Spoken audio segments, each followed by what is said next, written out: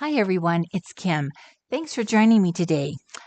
I want to share two quick techniques to make some backgrounds that, aren't super common.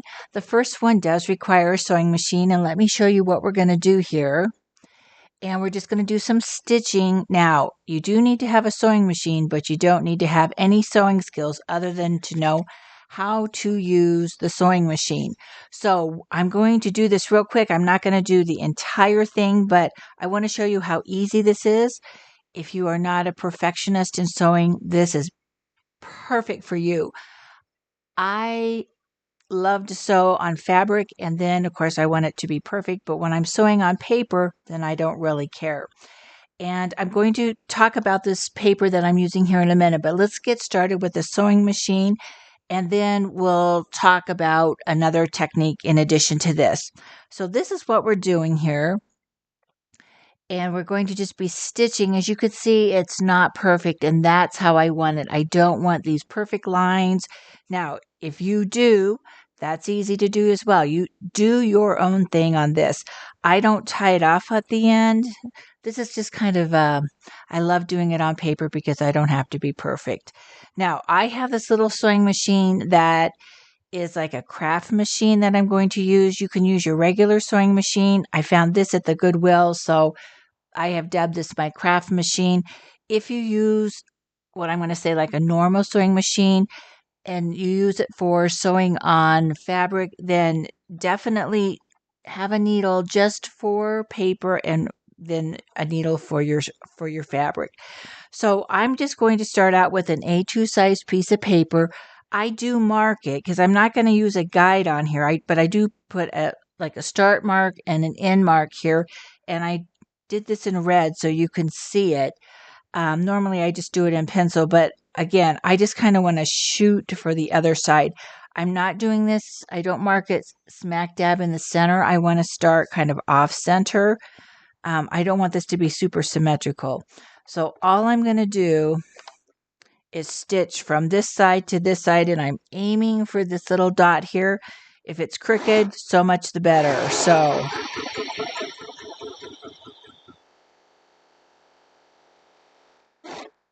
and when I get to the other side, I'm just going to cut it off. Now, if you are like, I have to have it perfect, you can tie it off here, or you could come back here and just pull your thread through. If you're really, like a perfectionist, you could pull your thread through, tie that off, and then it'll be perfect on this side. I'm not a perfectionist. That's what I love sewing on or stitching on paper because I don't have to be perfect. And now I'm going to just go down one side. One thing about paper is you don't have to worry about the fabric ruffling up. I usually kind of use like half of my presser foot there as the guide, but I don't want it perfect. I'm going to just go here. And of course, my thread is coming through here. Oh, sorry about this, but you know what? This is like real life. We'll see here now if I can get the needle threaded quickly. That used to be something that wasn't a problem, but now let's see if I can get it. I'm going to pause. I'll be right back. Okay, got that threaded back up. Let's give it another go here. And now I'm going to intentionally kind of not go straight. And don't worry, I'm not going to do this whole thing. I won't force you to watch all of that. But you can see how I went in intentionally because I don't want mine to be perfect. For me, that's half the fun.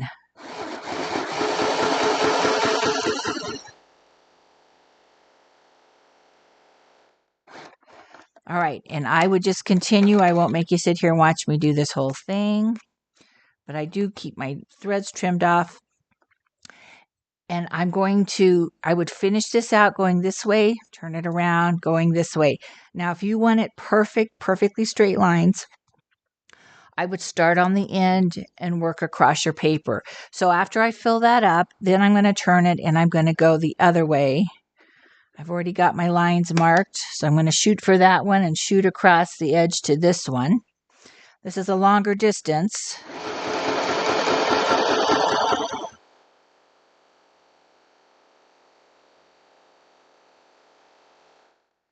So let's see how I did. Oh, perfect. I have more choices or more chances to not be perfect. I love it. Let me do one more and then we're going to look at what we can do with some of this.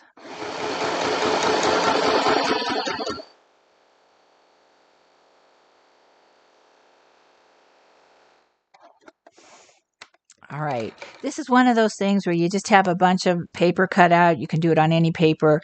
And then you just sit with the TV on or the music on and just stitch away. So there's my second line. Again, I would go all the way out to one side, flip it around, and do the other side. So let me take the machine down and we'll look at what we can do with these pieces. Okay, so here's the one that we were just working on. Here's a finished one. And I do want to tell you about this paper real quick, and then we're going to look at some samples and maybe some variations. So this paper is actually wall cover paper from the Dollar Tree. They have all sorts of different patterns. I love these two.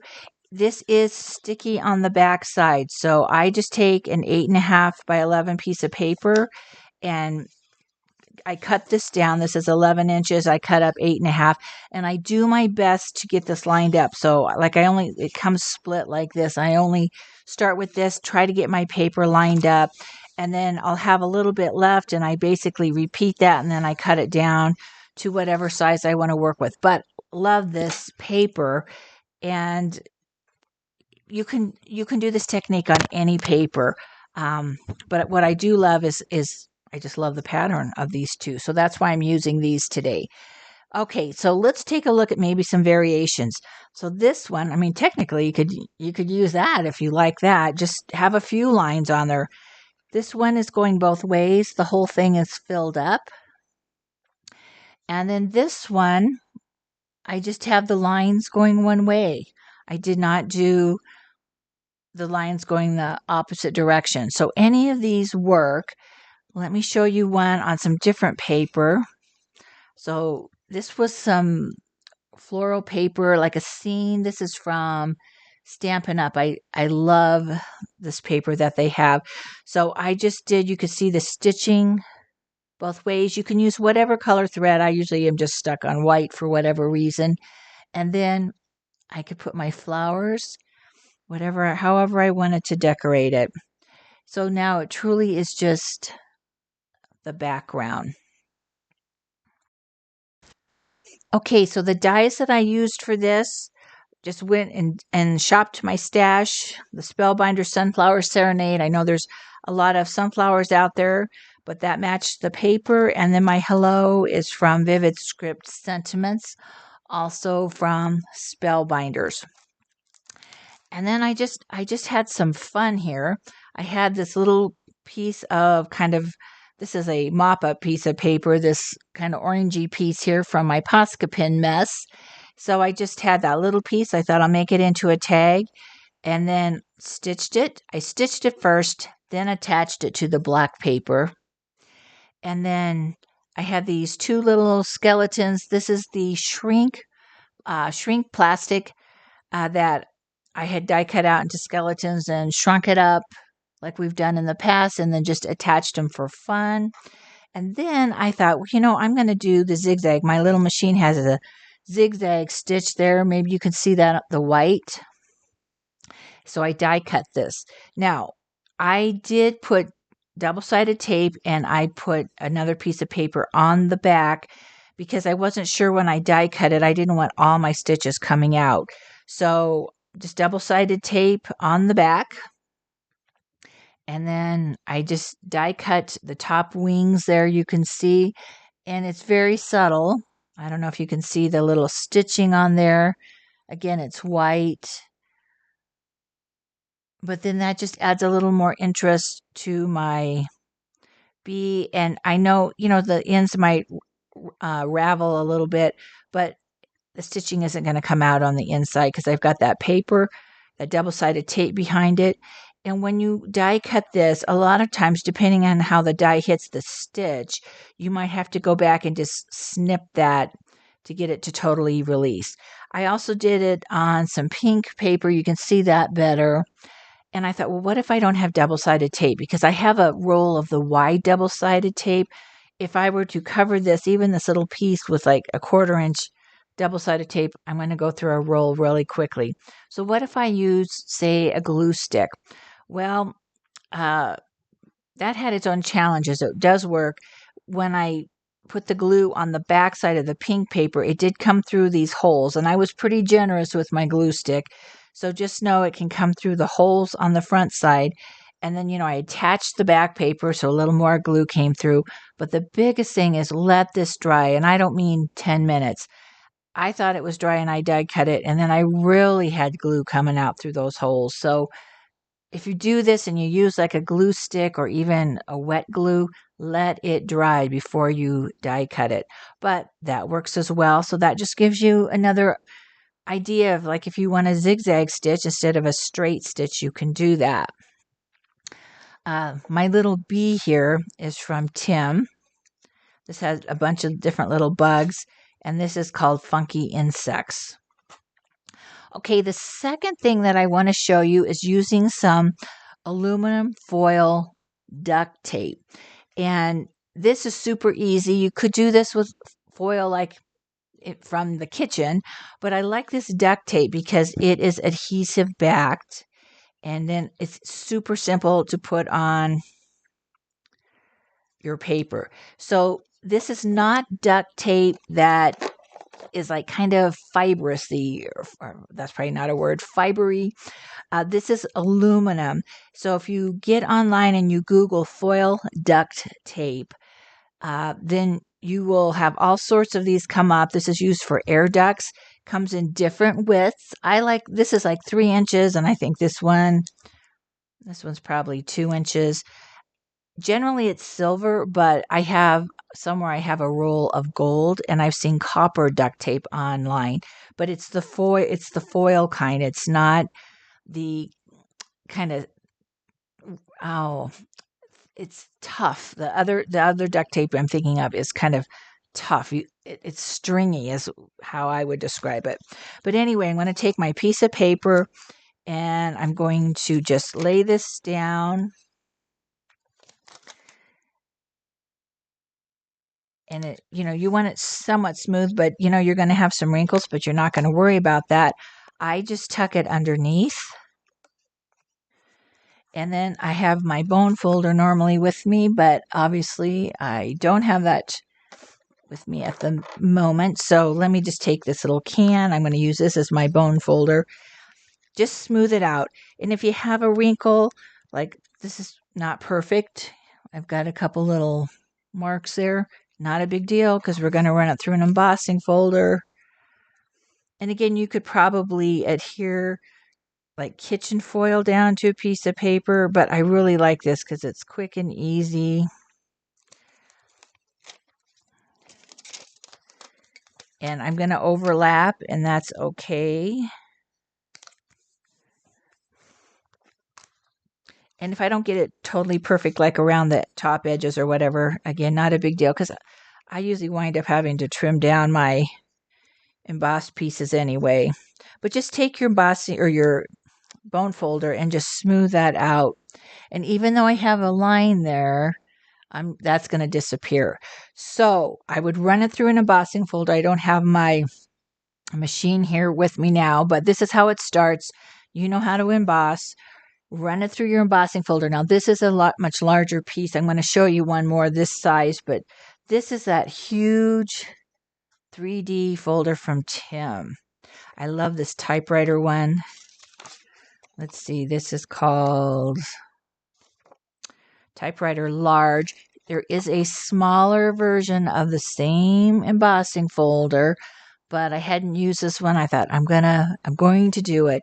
So here is my big embossed piece. It embosses great. Now, you might not want everything shiny silver, so you can alter the surface of this. I have some waxes, and I pulled one that I normally have not used before, It's very, very light, and it's this metallic from, this is, oh, now I can't think of her name. It's from Prima, but I'm trying to think of her name, and it escapes me at the moment.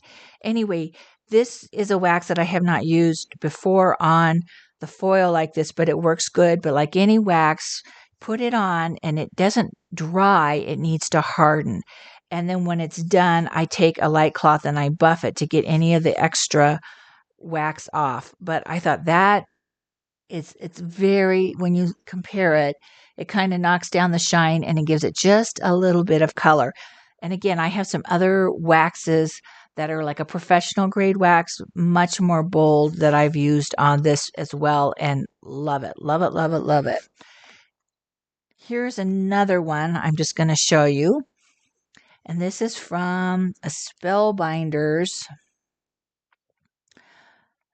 This is linen. It's 3D. You can use your regular embossing folders. They don't have to be 3D.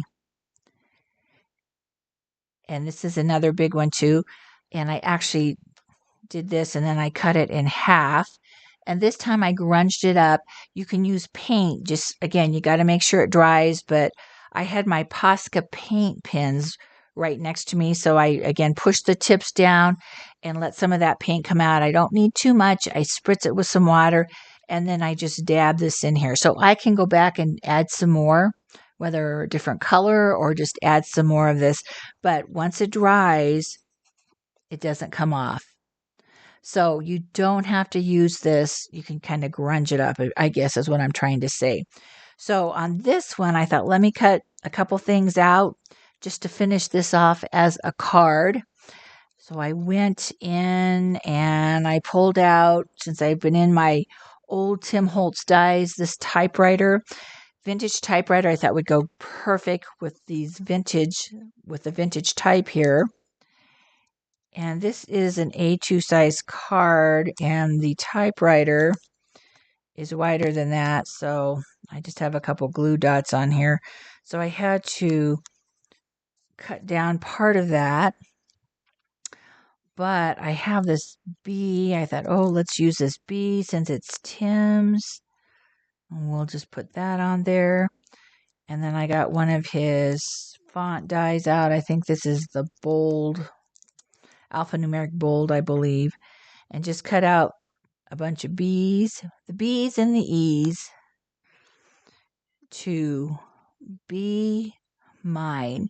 And then maybe you put stamp Happy Valentine's Day, Happy Anniversary, whatever you might have that you want to make this card into. But that gives you two very simple techniques using things that we, might not think about every day. But if you like to sew, this is a fun technique. If you don't know how to sew, but know how to thread a machine and use a sewing machine, hey, this is a great way just to practice your stitching, and it doesn't have to be perfect. In fact, I like it better when it's not perfect. So I hope that gives you a couple new ideas to play with when you are creating your projects, and I'll see you again in a future video.